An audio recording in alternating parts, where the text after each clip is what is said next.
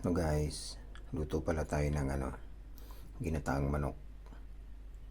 Yan, pinirito ko na yan. Kasi ito yung niya. Ito, sibuyas, bawang at saka paminta, luya, tapos sili para medyo manghang. Tapos ito, hugasan natin ng turmeric yung manok. Yan, para mawala yung langsa niya. Haluin natin. Halo-halo lang ng kaunti. Ngayon, pag nawala na yung tubig-tubig niya, pa-brown-brown muna natin siya. Tapos nyan, lagayin natin yung gata. Maya-maya. Takpan muna natin ulit. Yan. Yan guys. Antik ng madukot. Yan. Ngayon, lagayin natin yung gata.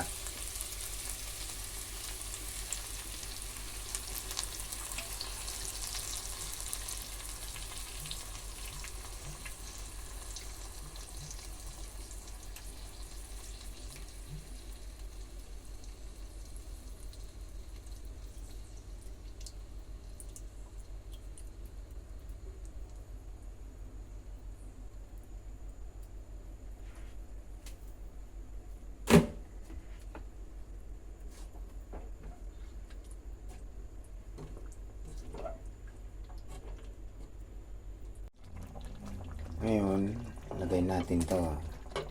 Luto na. Yan. Tapos, natimplahan natin to ng asin, paminta at sili.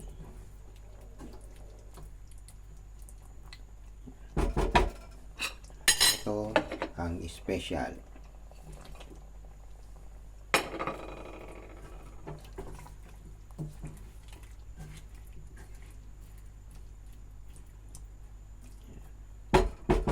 Pakuluin lang natin ng kaunti. So guys, yan. Ito na yun siya, ginataang manok. Yan. Tapos itong aming kanin, mais.